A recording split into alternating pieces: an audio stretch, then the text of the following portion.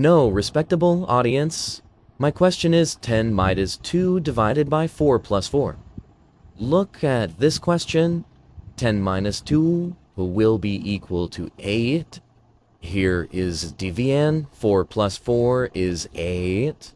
So 8 by 8 is equal to 1. But is it correct? No.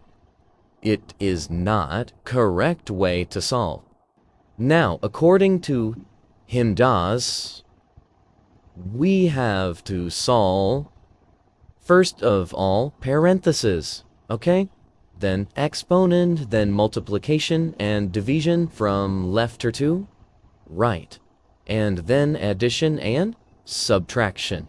So first of all, we have to solve parentheses. 10 minus 2 will be equal to 8, divided by 4 plus 4.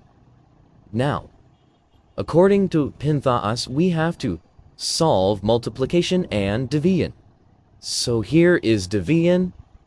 So we have to perform 8 divided by 4 first.